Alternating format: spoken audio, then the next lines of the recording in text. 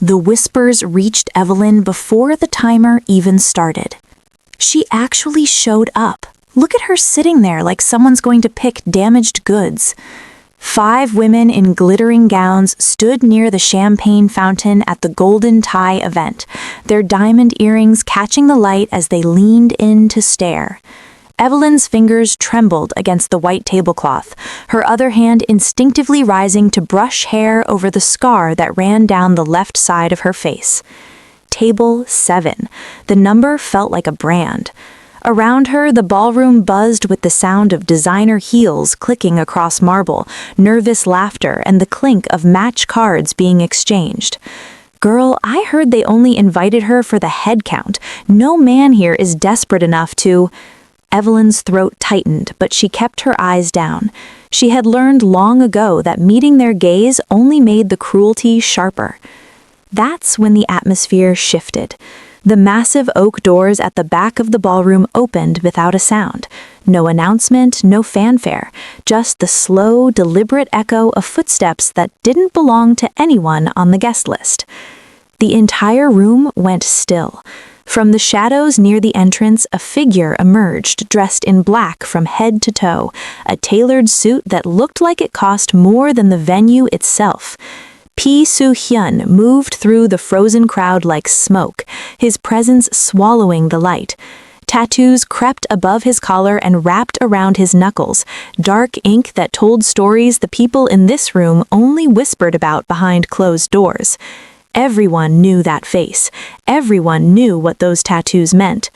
His eyes swept across the ballroom, past the men in their rented tuxedos, past the women who suddenly found their champagne flutes fascinating, and locked onto table 7, onto the woman in white that everyone else had already written off. He didn't look away. Before we continue with this story, if you're new here, this channel brings you the most captivating love stories, filled with danger, redemption, and women who rise from the ashes of rejection to claim the power they deserve. If that sounds like your kind of story, hit that subscribe button and tap the notification bell so you never miss what happens next. Subscribe to see how this unfolds and comment where you're watching from. I will love to say hello to you just to know how far our story is going. Now let's get back to Evelyn's story. The envelope arrived on a Thursday. Evelyn found it wedged between her apartment door and the frame when she came home from her shift at the bookstore, her feet aching and her mind already running through the motions of another quiet evening alone. The paper was expensive, thick, cream-colored cardstock with gold-embossed edges that caught the hallway's dim fluorescent light. No return address, no postage, just her name written in elegant calligraphy across the front, Ms. Evelyn Roberts. She carried it inside, setting her keys on the counter beside the wilting plant she kept forgetting to water. The envelope sat there for 20 minutes while she changed out of her work clothes and made tea she wouldn't drink. Finally, she opened it. You are cordially invited to the Golden Tie event, an exclusive evening of connection for the city's most distinguished singles. Your presence has been specifically requested. Date, Saturday, February 8th. Time, 8 p.m. Location, the Grand View Ballroom. Dress code, formal. This invitation is non-transferable and admits one. At the bottom, in smaller print, sometimes the best matches are the ones we least expect. Evelyn read it 3 times, her pulse quickening with each pass. The Grand View Ballroom. She'd seen photos of it in magazines. Chandeliers that cost more than her annual salary, marble floors polished to mirrors. The kind of place where people who mattered went to meet other people who mattered. She wasn't people who mattered.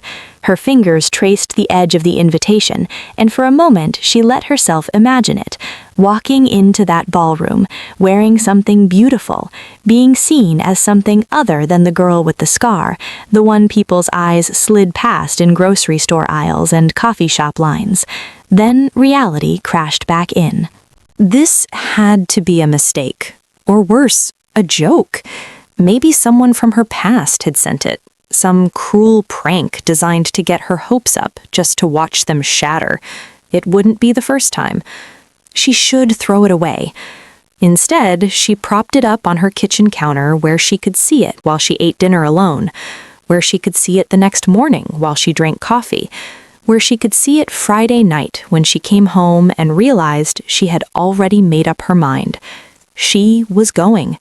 Not because she believed anything would come of it, not because she thought some Prince Charming was waiting to sweep her off her feet, but because the alternative, spending another Saturday night wondering what if, felt worse than whatever humiliation might be waiting for her at the Grandview Ballroom. On Saturday evening, Evelyn stood in front of her bathroom mirror and wondered if courage was supposed to feel this much like nausea. The white dress had cost her 2 weeks' worth of tips and a maxed-out credit card she'd promised herself she wouldn't touch. Sleeveless, fitted at the waist, falling just below her knees in soft waves. It was the kind of dress that made her feel both powerful and exposed, like wearing armor made of tissue paper. But it was the mirror that was her real enemy tonight. She'd been staring at her reflection for 15 minutes, and the scar stared back with equal intensity. It ran from her left temple down past her cheekbone, a raised line of pale tissue that disrupted the symmetry of her face like a crack in porcelain. She'd tried everything over the years. Makeup that promised full coverage but delivered patchy desperation, hairstyles designed to hide what couldn't be hidden, even consultations with plastic surgeons whose estimates made her laugh until she cried. Nothing worked. The scar was permanent, a souvenir from a night 3 years ago that she'd spent years trying to forget. Her hand trembled as she reached for her makeup bag.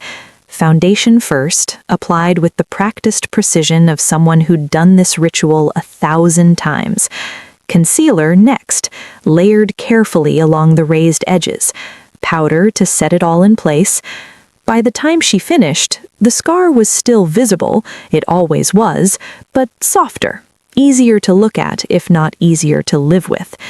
She tried pinning her hair to cover it, letting dark waves fall across the left side of her face.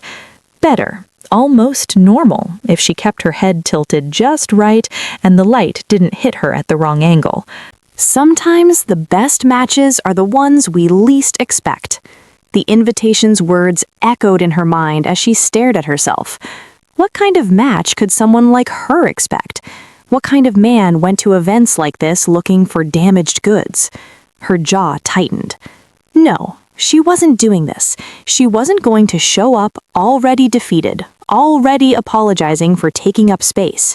If she was going to walk into that ballroom, she was going to do it with her head up, even if her hands were shaking, even if every instinct screamed at her to stay home where it was safe.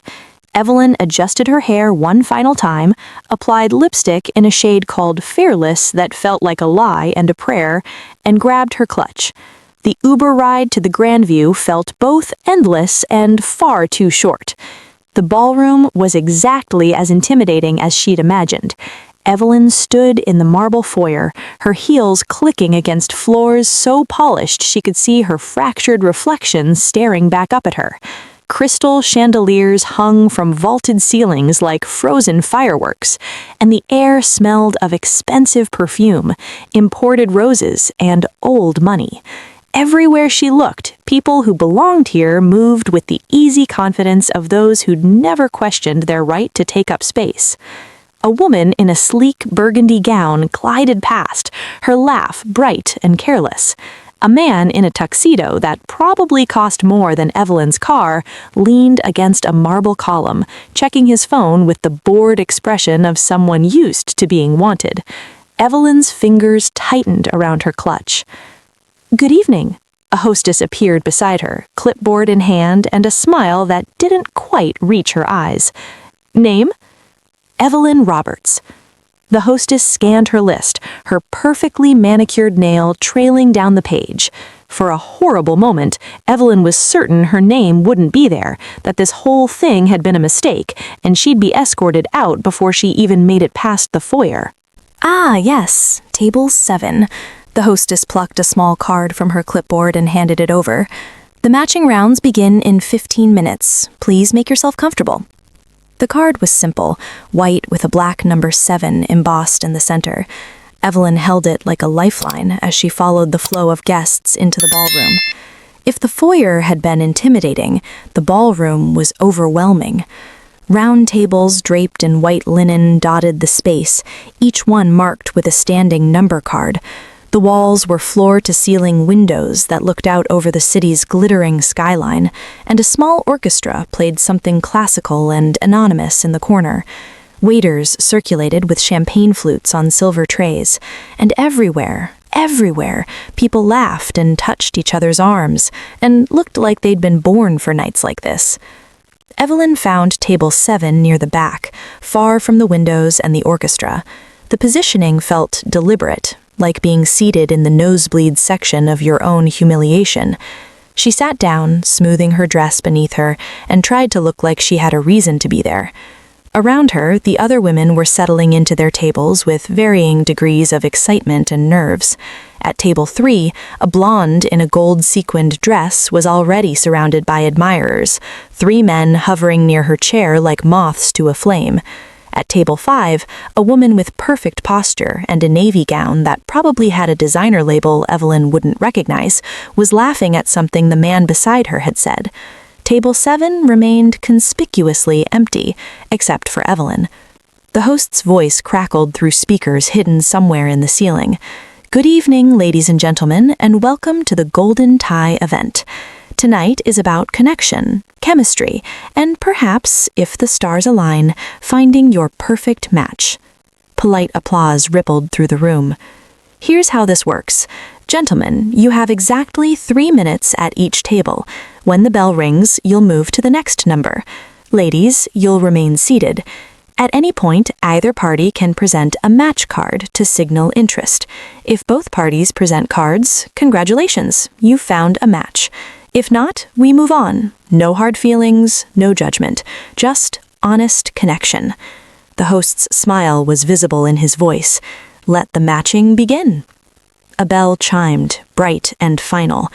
The men began to move. Evelyn watched them circulate like well-dressed sharks, targeting tables with practiced efficiency. The blonde at table 3 had 4 men approaching simultaneously, nearly causing a traffic jam. Table 5's elegant woman in navy was already deep in conversation with someone who looked like he'd stepped out of a cologne ad. And table 7? The first man glanced at her number, met her eyes for half a second, and kept walking. The second man slowed as he approached, his gaze landing on her face, specifically on the left side of her face. His expression shifted, something between pity and discomfort crossing his features before he smiled apologetically and moved toward table 8. The third man didn't even slow down. Evelyn's chest tightened. She kept her hands folded in her lap, her spine straight, her expression carefully neutral. This was fine. It was early. People were just getting started, figuring out the rhythm of the room. The bell chimed again.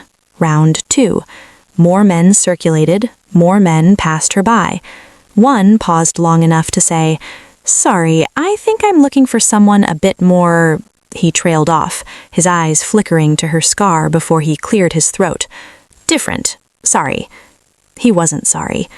By the third round, Evelyn had stopped counting how many men walked past table 7 without breaking stride. She focused instead on breathing evenly, on not letting her hands shake, on pretending she didn't notice the way conversations at other tables were picking up while hers remained silent. At table 3, the blonde was laughing so hard she had to dab at her eyes. At table 5, match cards were already being exchanged. At table 7, the word match on the standing card seemed to mock her. That's when she heard them. "Oh my God, is she still sitting there alone?" The voice came from somewhere behind her, near the champagne fountain maybe. Evelyn didn't turn around, didn't give them the satisfaction. "I heard they only invited her to round out the numbers, for optics." A different voice, this one dripping with false sympathy. "That's so sad. Should someone tell her she can leave? This is just embarrassing. Right? Like, read the room, honey." Laughter, bright and cruel and unmistakable. Evelyn's nails dug into her palms beneath the table. She kept her eyes forward, kept her expression blank, kept breathing even though her lungs felt like they were full of broken glass. She would not cry. She would not give them that. The bell chimed for the 4th round, and Evelyn realized with growing horror that she recognized the pattern now. The men weren't even looking at her anymore. They'd developed a route that skipped table 7 entirely, like her section of the ballroom had been marked off as a contamination zone. I mean, what did she expect? The voice behind her was louder now, emboldened by champagne and the safety of numbers. Coming to an event like this looking like that? Someone should have told her there's a standard here. There is a standard, Karen. She just doesn't meet it. More laughter. Evelyn's vision blurred at the edges. Her chest felt tight, her throat constricting. This had been a mistake, a terrible, humiliating mistake. She should leave, should grab her clutch and walk out with whatever dignity she had left before this got worse. But her body wouldn't move.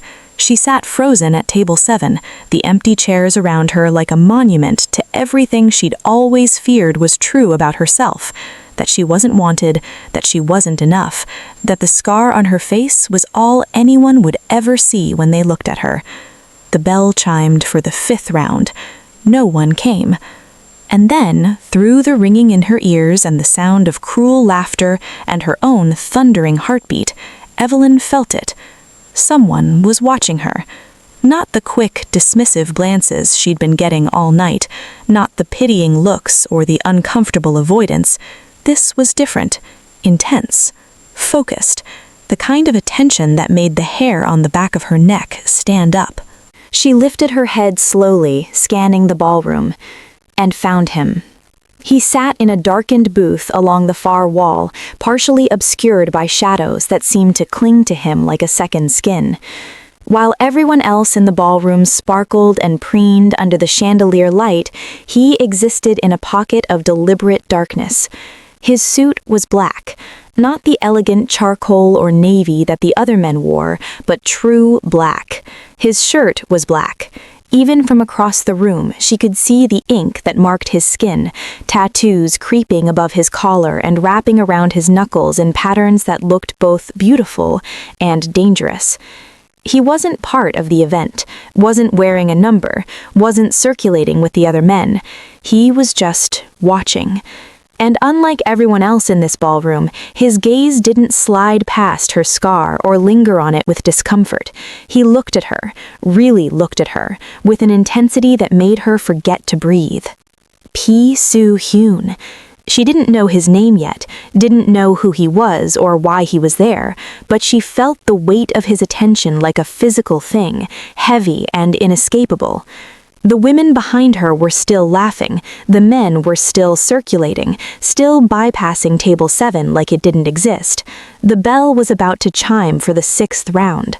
But none of that mattered anymore, because the man in the shadows was standing up. The movement was slow, deliberate, like a predator deciding it was time to make itself known. He rose from the booth with liquid grace, his considerable height unfolding in stages until he stood a full head taller than anyone else in the room. And then he started walking. The first person to notice was a waiter who nearly dropped his tray of champagne flutes, then a woman in a silver dress whose laugh cut off mid-sound, then another person, and another, until a wave of silence rippled through the ballroom like a stone dropped into still water. Pi Soo-Hyun moved through the crowd, and the crowd parted. Not politely, not with the casual deference you'd show someone important. They scattered like prey animals sensing a predator, their expensive gowns and tailored suits suddenly looking like costumes in the presence of something real. The orchestra faltered, the violinist losing her place in whatever piece they'd been playing. The host's voice died mid-sentence over the speakers. Even the women who'd been mocking Evelyn went silent, their champagne glasses frozen halfway to their lips. Because everyone in this room knew exactly who Pi Soo-Hyun was, and everyone in this room understood what those tattoos meant. He walked past table 3, where the blonde in gold had gone pale, past table 5, where the elegant woman in navy suddenly found the tablecloth fascinating, past all the men who'd spent the evening circulating and judging and deciding who was worthy of their attention. He walked past all of them without a glance. His eyes were locked on table 7, on Evelyn.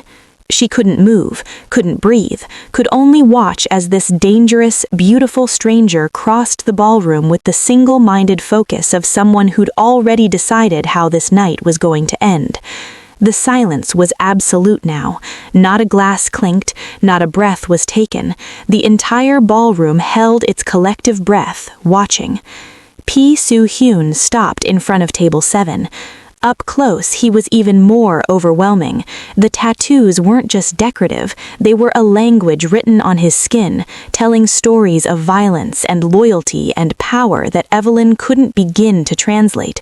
His face was angular and sharp, his eyes dark and unreadable. He looked at her the way someone might look at something precious they'd been searching for, with recognition and possession, and something that might have been hunger. From his jacket pocket, he pulled out a card. Not the standard white match cards the event had provided. This one was black, heavy cardstock with something embossed in silver that she couldn't quite make out in the dim light. He placed it on the table in front of her, directly on top of the mocking match placard. Then he spoke, his voice low and rough, with an accent that turned each word into something sharp and deliberate. She is mine. Not a question, not a request, a claim. Evelyn stared at the black card, her heart hammering so hard she was certain everyone in the silent ballroom could hear it. On the card, embossed in silver, was a single image, a black heart with a crown above it. She looked up at him, this stranger who just upended her entire night, her entire understanding of what was happening. "I don't understand," she whispered. Pi Soo-Hyun's expression didn't change, but something flickered in his dark eyes, amusement maybe, or satisfaction. "You will." He extended his hand. Behind him, she could see the frozen tableau of the ballroom. The women who'd mocked her looked terrified now, their faces drained of color. The men who'd passed her by were staring with expressions ranging from shock to envy to fear. The host stood near the speakers, his mouth open but no words coming. No one moved, no one dared. Pi Soo-Hyun held his hand extended. His tattoos seemed to writhe in the chandelier light, serpents and flowers and symbols she didn't recognize wrapping around his fingers like living things. This was insane. She didn't know him, didn't know what accepting his hand would mean or what kind of danger she'd be walking into. But she knew what staying in this ballroom meant, knew what going back to her apartment alone tonight would feel like, knew that the women behind her would be laughing about this for weeks, months, maybe years. The charity case who showed up thinking someone might actually want her. Evelyn took a breath and placed her hand in his. She lifted her head slowly, scanning the ballroom, and found him. He sat in a darkened booth along the far wall, partially obscured by shadows that seemed to cling to him like a second skin. While everyone else in the ballroom sparkled and preened under the chandelier light, he existed in a pocket of deliberate darkness. His suit was black, not the elegant charcoal or navy that the other men wore, but true black. His shirt was black. Even from across the room, she could see the ink that marked his skin, tattoos creeping above his collar and wrapping around his knuckles in patterns that looked both beautiful and dangerous. He wasn't part of the event, wasn't wearing a number, wasn't circulating with the other men. He was just watching. And unlike everyone else in this ballroom, his gaze didn't slide past her scar or linger on it with discomfort. He looked at her, really looked at her, with an intensity that made her forget to breathe. Pi Soo-Hyun. She didn't know his name yet, didn't know who he was or why he was there, but she felt the weight of his attention like a physical thing, heavy and inescapable. The women behind her were still laughing, the men were still circulating, still bypassing table 7 like it didn't exist. The bell was about to chime for the 6th round. But none of that mattered anymore, because the man in the shadows was standing up. The movement was slow, deliberate, like a predator deciding it was time to make itself known. He rose from the booth with liquid grace, his considerable height unfolding in stages until he stood a full head taller than anyone else in the room. And then he started walking. The first person to notice was a waiter, who nearly dropped his tray of champagne flutes. Then a woman in a silver dress, whose laugh cut off mid-sound. Then another person, and another, until a wave of silence rippled through the ballroom like a stone dropped into still water.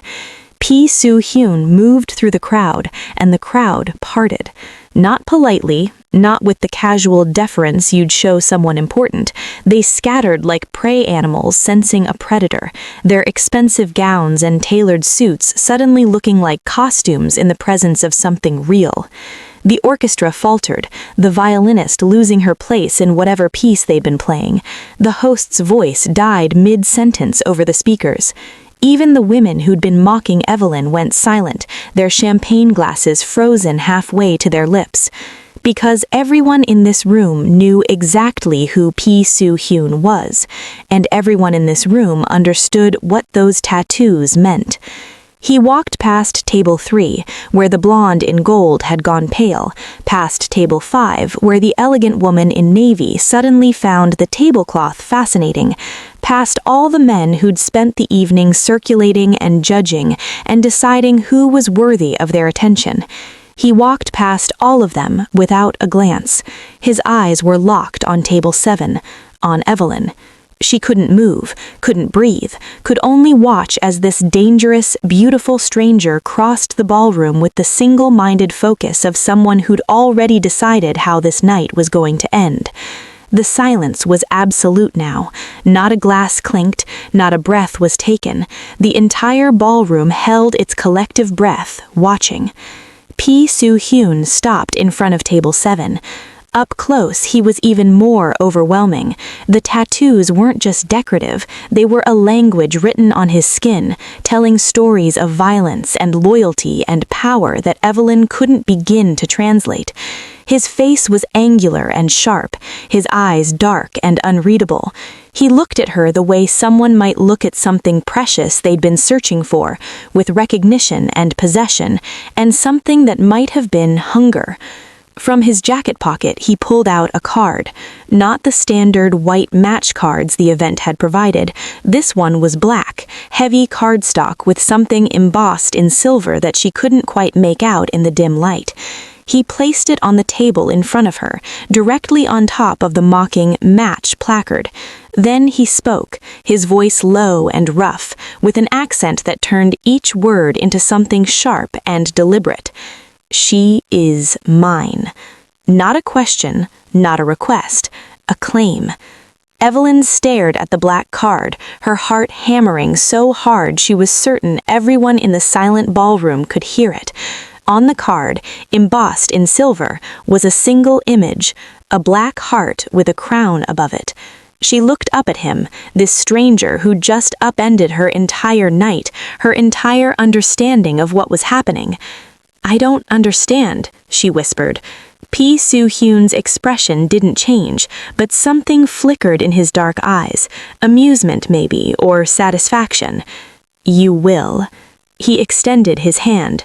Behind him, she could see the frozen tableau of the ballroom. The women who'd mocked her looked terrified now, their faces drained of color. The men who'd passed her by were staring with expressions ranging from shock to envy to fear. The host stood near the speakers, his mouth open but no words coming. No one moved, no one dared. Pi Soo-Hyun held his hand extended. His tattoos seemed to writhe in the chandelier light, serpents and flowers and symbols she didn't recognize wrapping around his fingers like living things. This was insane. She didn't know him, didn't know what accepting his hand would mean or what kind of danger she'd be walking into. But she knew what staying in this ballroom meant, knew what going back to her apartment alone tonight would feel like, knew that the women behind her would be laughing about this for weeks, months, maybe years. The charity case who showed up thinking someone might actually want her. Evelyn took a breath and placed her hand in his. His fingers closed around hers, warm, strong, possessive. The touch sent electricity racing up her arm, a shock of awareness that made her gasp. Pi Soo-Hyun pulled her to her feet with effortless strength, drawing her away from table 7 and into the space beside him. She stumbled slightly, her heels catching on the hem of her dress, and his other hand came up to steady her, gripping her waist with the same decisive possession. Then he turned, positioning himself slightly in front of her, a human shield between Evelyn and the ballroom full of people who'd spent all night treating her like she was invisible. And he looked directly at the women who'd been mocking her. The one in the burgundy gown, Karen, someone had called her, actually took a step backward, her champagne flute slipping from nerveless fingers to shatter on the marble floor. The sound was obscenely loud in the silence. Pi Soo-Hyun didn't say a word, didn't need to.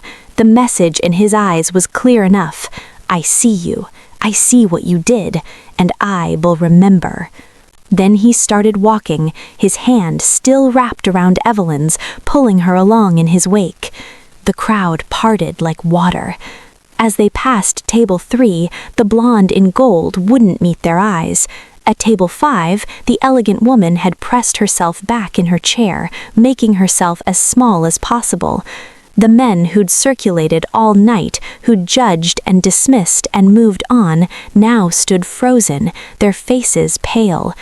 And then something happened that Evelyn would replay in her mind for years to come.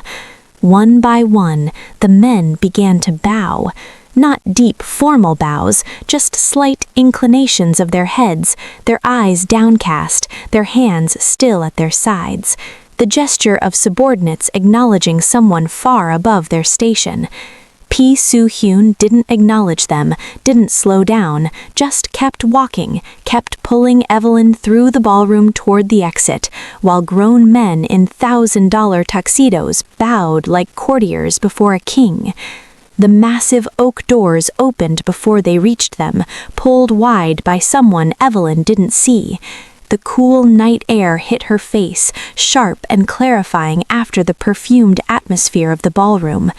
A car was waiting, not an Uber or a taxi, a sleek black town car with tinted windows, the engine already running.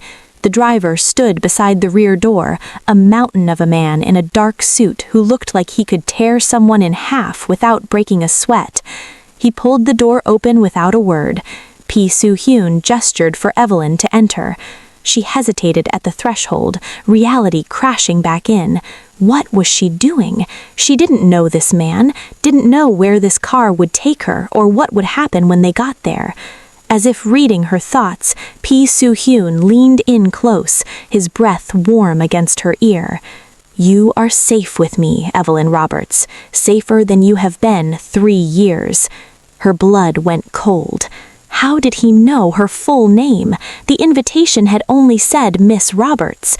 And 3 years, why 3 years specifically? She turned to look at him, questions tumbling over themselves in her mind, but the expression on his face stopped her. He wasn't looking at her anymore. He was looking back at the Grand View Ballroom, at the golden light spilling from its windows, at the silhouettes of people still frozen inside. That man, he said, quietly, his voice carrying an edge like a blade being drawn from its sheath. The one who organized tonight's event. Do you know his name? Evelyn's mouth dried. Richard Castellan. Pi Soo-Hyun's jaw tightened, and for a moment something savage and dark crossed his face. Yes, Richard Castellan. He said the name like a curse. The same Richard Castellan who gave you that scar 3 years ago. The world tilted. Evelyn grabbed the car door to steady herself, her knees threatening to give out. "How do you—" "Get in the car, Evelyn." His voice was gentle now, at odds with the violence still simmering in his eyes. "And I will explain everything." She should run, should scream, should do anything except climb into this stranger's car. But he knew Richard, knew the scar, knew things no one should know. And despite every rational thought screaming at her to flee, Evelyn felt the strangest sense of certainty settling over her. Whatever came next, whatever danger or darkness waited inside this car, it couldn't be worse than the humiliation she'd just endured.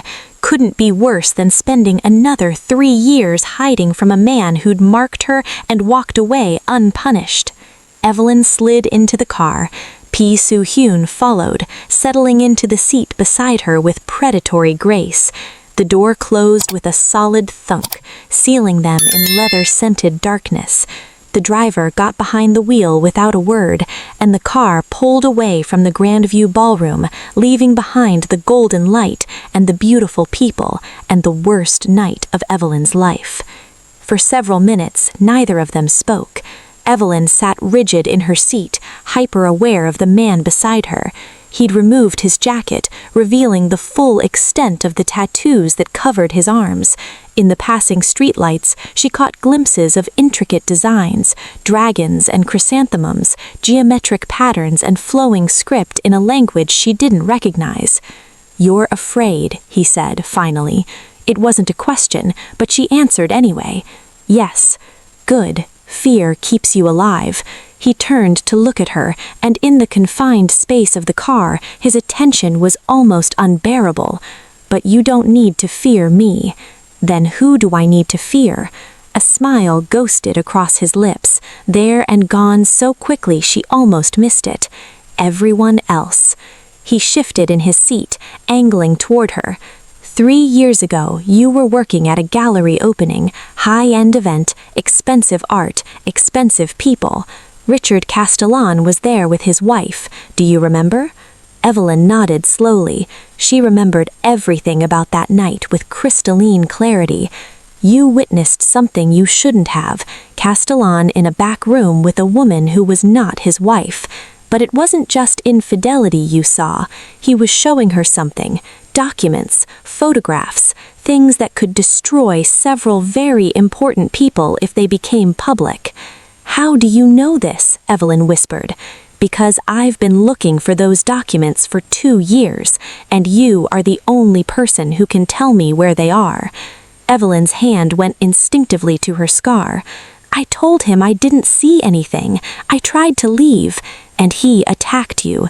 Pi Soo-Hyun's voice went flat, emotionless. Gave you that scar to remind you what happens to people who see too much. Then he made sure you lost your job, blacklisted you from every decent gallery in the city, destroyed your career before it started. Every word was true. Every word was a wound she'd tried to forget. Why do you care? What do those documents mean to you? Everything. He leaned back, his profile sharp against the window. Castellan has information that belongs to people I protect, people I owe debts to. As long as he has those documents, he has power over them, over me, and I don't allow anyone to have power over me. The car turned onto a highway, the city lights falling away behind them. I've had people watching Castellan for months, watching who he talks to, where he goes, what he does, and every investigation led back to the same night, the same event, the same witness. He looked at her. You. I don't know where those documents are, Evelyn said desperately. I didn't see where he put them. I just saw. What did you see? She closed her eyes, forcing herself back to that night. The gallery, the back room, the door she'd opened by mistake. A red folder. He was showing her a red folder with something stamped on the front. I only saw it for a second before he noticed me. What was stamped on it? Evelyn's eyes flew open. I don't know. A symbol, like a bird maybe, or... She concentrated, pulling up the fractured memory. A phoenix. It was a gold phoenix. Pi Soo-Hyun went very still. Are you certain? Yes. Why? He pulled out his phone, typed something quickly, then showed her the screen. On it was a photo of a symbol, an ornate gold phoenix with its wings spread, tail feathers trailing like ribbons. Is this it? Evelyn's heart stuttered. Yes, that's exactly it. Pi Soo-Hyun made a phone call, speaking rapidly in Korean. She caught her own name in the stream of foreign words and the word phoenix pronounced with sharp precision. When he hung up, his expression had shifted, satisfaction mixed with something darker. You just gave me what I've been searching for, Evelyn Roberts. That symbol belongs to a very specific organization, one that thought its secrets were safely buried. He leaned closer, and she could smell expensive cologne and something else, something like smoke and danger. With this information, I can find those documents. I can destroy Castellan. I can free the people he's been holding hostage with his leverage. And what happens to me?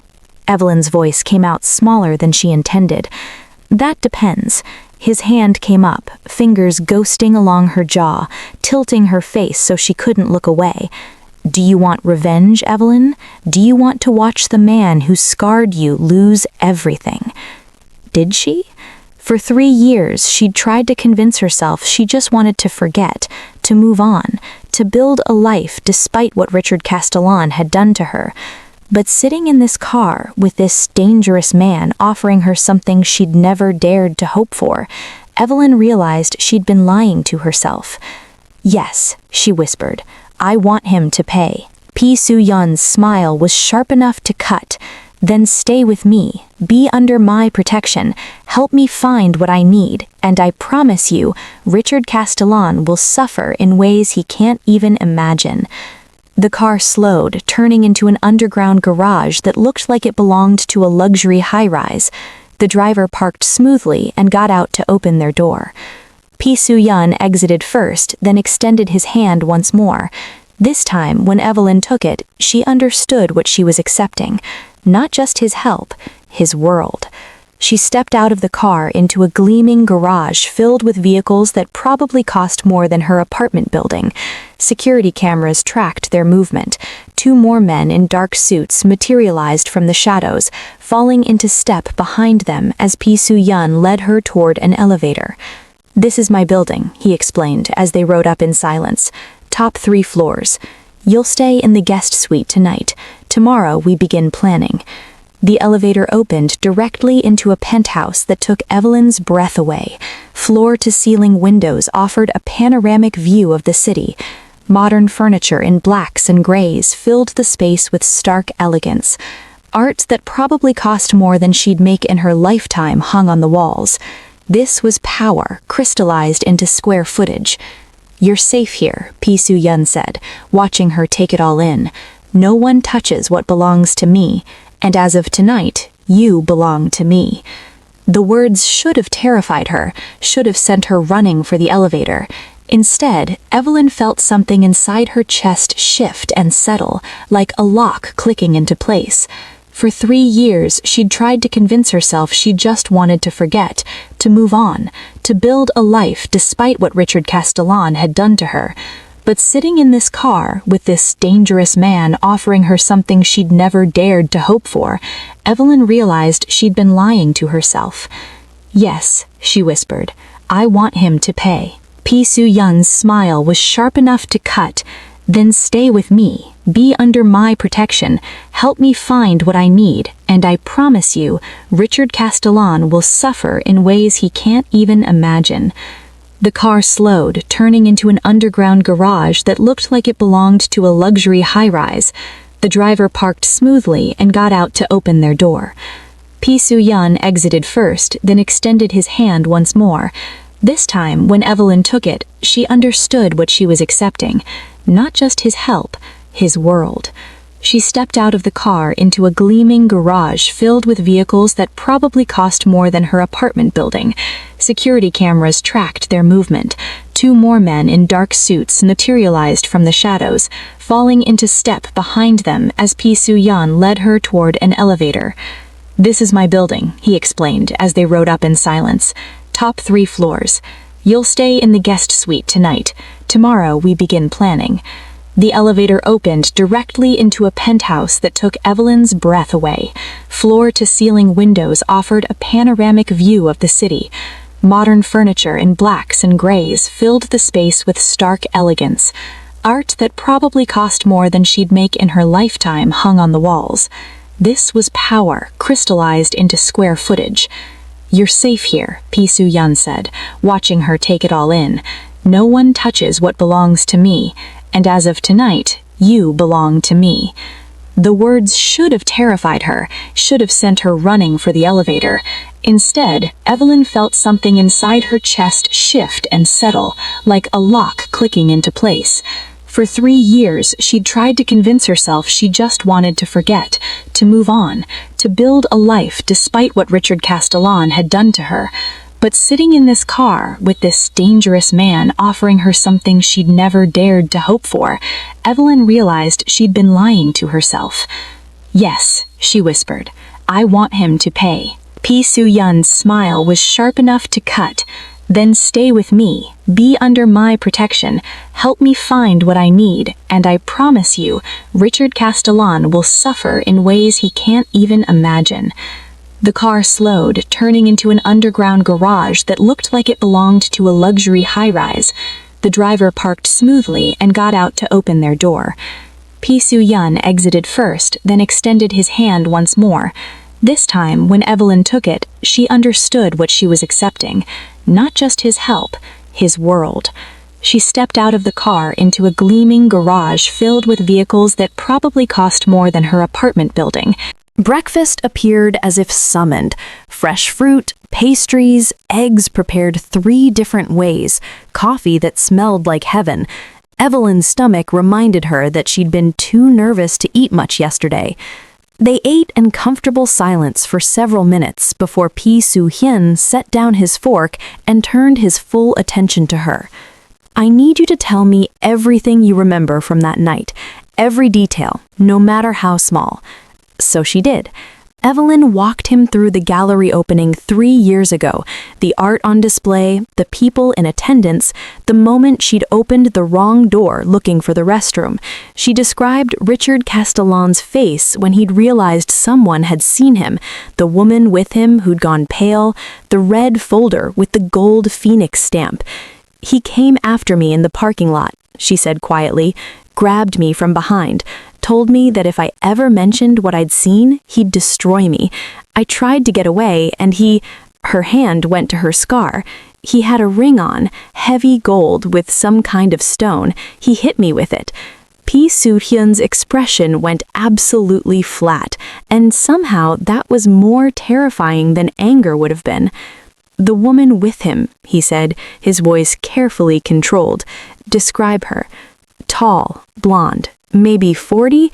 She was wearing a green dress and diamonds, lots of diamonds. She looked scared." He pulled up a photo on his tablet, turned it to show her. "This woman?" Evelyn's breath caught. "Yes, that's her. Who is she?" "Senator Patricia Vaughn. She's been pushing legislation that would severely impact certain business interests in this city." His fingers drummed once against the table.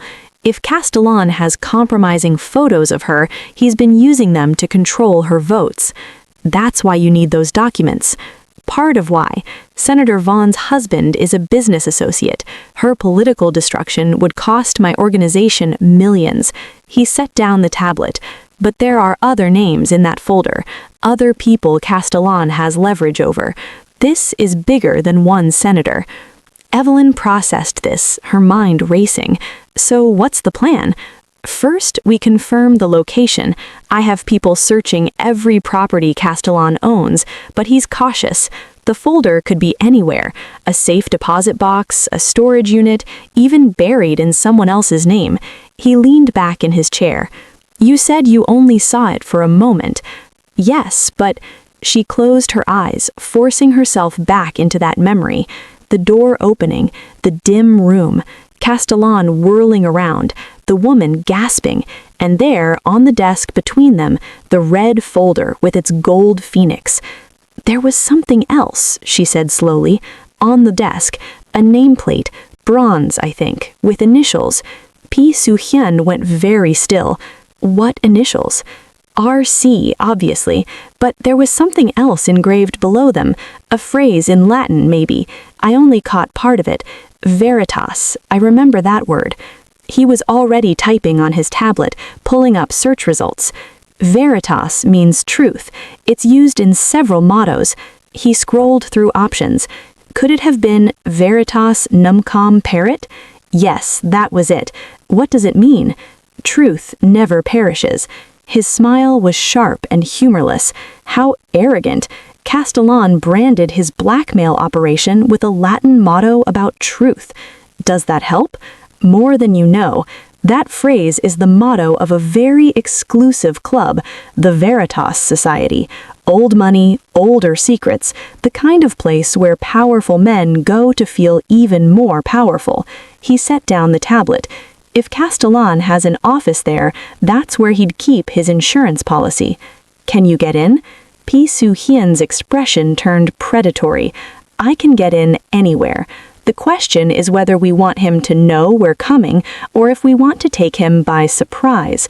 "Surprise," Evelyn said immediately. Then, more carefully, "What happens to him after you get the documents?" "That depends on what we find and on what you want." She met his gaze.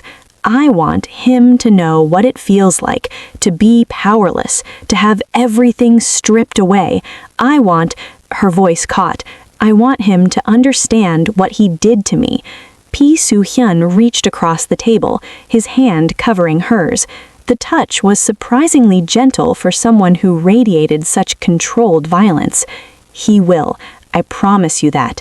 He stood, pulling her up with him. "Come, I want to show you something."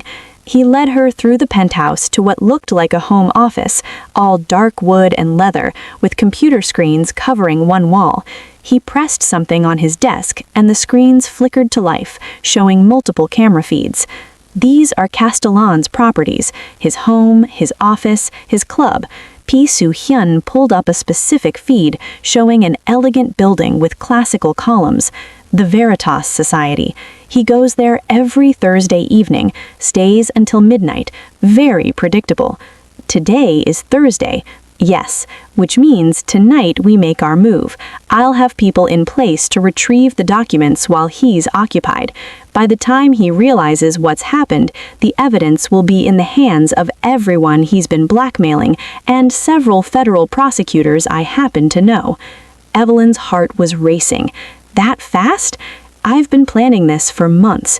You just gave me the final piece.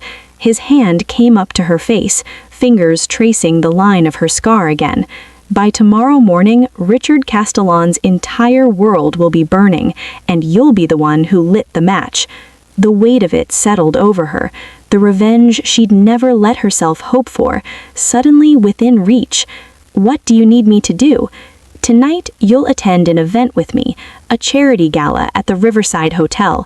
Castellan will be there before he goes to his club." Pi Soo-Hyun's smile was dangerous. "I want him to see you, standing beside me, wearing my protection like armor. I want him to know exactly what's coming, even if he doesn't understand it yet. He'll recognize me. I'm counting on it." He stepped closer, his presence overwhelming in the intimate space. "Let him see what he tried to destroy. Let him see that you're not broken, that you're not afraid, that you're mine." That word again, mine. It should have felt possessive, controlling. Instead, it felt like the first solid ground Evelyn had stood on in 3 years. "Okay," she whispered, "I'll do it." "Good." He checked his watch. "You have 6 hours. Mrs. Chen will help you prepare. Hair, makeup, dress, everything will be perfect. I don't have anything appropriate for—" "You do now." He gestured to the door, where Mrs. Chen appeared as if summoned. "I had a stylist deliver options this morning. Choose whatever makes you feel powerful." As Mrs. Chen led her away, Evelyn glanced back at Pi Soo-Hyun. He was already back at his screens, making calls in rapid Korean, coordinating whatever carefully orchestrated chaos he had planned for tonight. She was really doing this, walking back into Richard Castellan's world, not as a victim, but something else entirely, something dangerous. The next 6 hours passed in a blur of preparation that felt both surreal and transformative. Mrs. Chen led her to a room that had been converted into a temporary salon with a professional makeup artist and hairstylist. The stylist, a woman named Maria with pink-tipped hair and kind eyes, didn't ask about the scar. She simply worked around it, treating it as just another feature to consider in her artistic vision. "We're going for powerful tonight," Maria said, studying Evelyn's face, not hiding anything, not apologizing, just commanding attention. She swept Evelyn's hair into an elegant updo that exposed her face completely, scar and all. The makeup was dramatic, but not excessive. Deep burgundy lips, smoky eyes, defined cheekbones. When Maria finally turned her toward the mirror, Evelyn barely recognized herself. She looked strong, fierce, like someone who belonged in Pi Soo-Hyun's world. "Now the dress," Mrs. Chen said, wheeling in a garment rack. There were 5 options, each one more stunning than the last. Evelyn's hand went immediately to one near the end, a floor-length gown in deep emerald green, with a fitted bodice and a slit up one side. It was elegant and daring in equal measure. "That one," she said. Mrs. Chen smiled. "Mr. P said you'd choose that one." The dress fit like it had been made for her body specifically, hugging every curve before falling in a waterfall of silk to the floor. The neckline was high, but the back was open, showing skin she'd never dared expose before. She looked like she cost $1 million. She looked like she belonged beside a man who controlled empires. When she finally emerged from the guest suite at 7:30 p.m., Pi Soo-Hyun was waiting in the penthouse living room. He changed into a tailored black tuxedo that probably cost more than her car. His hair swept back, his tattoos mostly covered, except for the ones that crept above his collar. A deliberate choice, she realized, a reminder of what he was beneath the civilized veneer. He turned when he heard her heels on the marble floor, and for a long moment he just looked at her. "Perfect," he said finally. "You look like you could destroy kingdoms." "I just want to destroy one man." His smile was sharp. "We'll start there." He offered his arm, and Evelyn took it, feeling the solid strength beneath the expensive fabric. Together they rode the elevator down to the garage, where a different car waited tonight, a sleek black Mercedes with a driver who nodded respectfully as they approached. In the back seat, Pi Soo-Hyun handed her a small velvet box. One more thing. Inside was a necklace, a delicate platinum chain with a small pendant. When she looked closer, she realized the pendant was the same symbol from his card, a black heart with a crown above it. "Your mark," she said softly. "My protection." He took the necklace from the box and fastened it around her neck himself, his fingers brushing the nape of her neck and sending shivers down her spine. "Anyone who sees this will know you're under my family's protection. It's a promise and a threat." Evelyn touched the pendant, feeling its weight against her skin. "What happens tonight?" she asked as the car pulled into traffic. "We make an appearance. We let Castellan see you. We plant the seeds of his paranoia."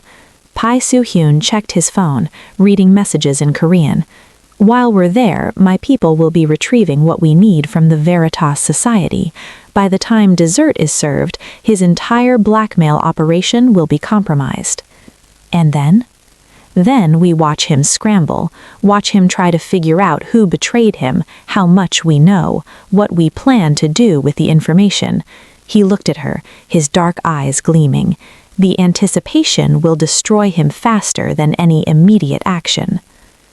The car pulled up to the Riverside Hotel, where red carpet and camera flashes awaited. This wasn't just a charity gala, it was a society event, the kind where attendance was a status symbol. "Remember," Pi Soo-Hyun sighed as the driver opened their door, "you belong here. You're with me. No one can touch you." He exited first, then extended his hand. Evelyn took it and stepped out into the flash of cameras.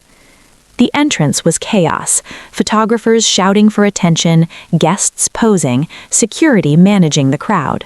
But when Pi Soo-Hyun appeared with Evelyn on his arm, a pocket of silence spread through the immediate area. People stared, whispered, made space for them the way prey animals create distance from predators. But they also stared at Evelyn, at the woman in the stunning green dress wearing the black heart pendant, standing beside the most dangerous man in the city like she had every right to be there. Pi Soo-Hyun guided her through the entrance with one hand on the small of her back, possessive and protective. Inside, the hotel ballroom was even more opulent than the Grandview had been. Crystal chandeliers, gold accents, servers circulating with champagne and hors d'oeuvres. And there, near the bar, holding court with a group of well-dressed sycophants, was Richard Castellan. Evelyn's step faltered. Pi Soo-Hyun felt it immediately. His hand pressed more firmly against her back, steadying her. "Breathe. You're not that scared girl anymore." She forced herself to look at Castellan properly. He was exactly as she remembered. Tall, silver-haired, handsome in that polished way rich men achieved through expensive grooming. He wore his power comfortably, laughing at something one of his companions said, completely secure in his position. He hadn't seen her yet. "Come," said Pi Soo-Hyun, "let's get drinks." He led her toward the bar, a path that would take them directly past Castellan's group. Evelyn's heart hammered, but she kept her spine straight, her chin up, her hand steady on Pi Soo-Hyun's arm. They were 3 feet away when Castellan turned. His eyes landed on Pi Soo-Hyun first, recognition and a flash of concern, quickly masked. Then his gaze shifted to Evelyn. She watched the exact moment he recognized her, watched his expression cycle through confusion, recognition, shock, and something that might have been fear. His hand twitched toward his collar, where she knew he kept a monogrammed handkerchief, the same nervous tick he had 3 years ago. "Mr. Pi," said Castellan, his voice only slightly strained. "I didn't realize you'd be attending tonight." "Castellan." Pi Soo-Hyun's tone was perfectly cordial and absolutely cold. "Surprising to see you here, given your usual Thursday evening commitments." A muscle jumped in Castellan's jaw. "I decided to make an exception for such a worthy cause." His eyes kept darting to Evelyn, trying to place her, trying to understand what she was doing here. Pi Soo-Hyun's hand moved from Evelyn's back to her waist, pulling her closer against his side. "Have you met my companion? Evelyn Roberts." The color drained from Castellan's face. "I don't believe I've had the pleasure," he managed, but his voice cracked slightly. Evelyn met his gaze steadily, channeling every ounce of the power Maria's makeup and this dress and Pi Soo-Hyun's presence gave her. They drank, the whiskey burning warm down her throat. "I have something for you," Pi Soo-Hyun said, setting down his glass. He pulled an envelope from his jacket pocket. "This arrived while we were out." Evelyn opened it with trembling fingers. Inside was a photograph. Richard Castellan at the Veritas Society, 3 years ago. He was seated at the desk she remembered, the red folder open in front of him, its contents clearly visible. But that wasn't what made her gasp. Standing beside him, clearly identifiable, was Senator Vaughn, and 2 other faces she recognized from tonight's gala, and several more she didn't know but who looked important, the kind of important that meant power and money and influence. "This was in the folder?" she whispered. This was the folder's cover page, a group photo of everyone he had leverage over, his insurance policy in case any of them turned on him. Pi Soo-Hyun's smile was grim. He documented his own conspiracy. By tomorrow, this photo will end careers, trigger investigations, and send several very powerful people to prison. Because of what I remembered? What I told you? Yes. He moved closer, his presence overwhelming in the intimate space. You brought down an empire tonight, Evelyn Roberts. You and your refusal to forget, even when forgetting would have been easier. The weight of it crashed over her. Everything she'd endured, everything she'd survived had led to this moment. I thought I was broken, she said softly. For so long, I thought the scar meant I was damaged, unlovable, worth less than everyone else. You were never broken. Pi Soo-Hyun's hand came up to her face, fingers tracing the line of her scar with devastating gentleness. You were dangerous. That's why he tried to silence you. That's why he marked you, because even then he knew you were a threat. And now? Now you're mine, protected, powerful. His gum brushed across her cheekbone. No one will ever make you feel small again. I'll make sure of it. The promise in his words was absolute, and Evelyn realized with sudden clarity that this, standing in this penthouse, wearing his mark, claiming her revenge, this was what being chosen actually felt like. Not the shallow validation of men at a blind date event, not the conditional acceptance of a society that only valued surface perfection, but real protection, real power, real worth. Thank you, she whispered. Pi Soo-Hyun's expression softened just barely. Don't thank me yet. The life I'm offering you isn't easy. There will be danger, complications, things you can't unsee or undo. Will you be there? Always. It was a vow, simple and absolute. Evelyn stepped closer, closing the last bit of distance between them. She was still wearing the green dress, still wearing his mark around her neck, still carrying the weight of 3 years of pain and tonight's vindication. She was still herself, scarred and stubborn, and stronger than anyone had ever given her credit for. And for the first time, that felt like enough. Then I'm not afraid, she said softly. Pi Soo-Hyun's smile was different this time, not sharp or dangerous, but almost tender. Good, he murmured, because we're just getting started. His hand slid from her face to the back of her neck, and when he pulled her closer, Evelyn went willingly. This wasn't the fairy tale ending society had told her to want, the Prince Charming, the perfect romance, the happily ever after that erased all scars and suffering. This was better. This was real, and when Pi Soo-Hyun kissed her, gentle and possessive in equal measure, Evelyn understood that she hadn't been rescued tonight. She'd been claimed, and she'd claimed something in return, her power, her story, her right to stand tall even with her scars on display. The city glittered outside the penthouse windows, full of people who would wake up tomorrow to news of Richard Castellan's downfall. They would whisper and speculate and never know the real story behind it.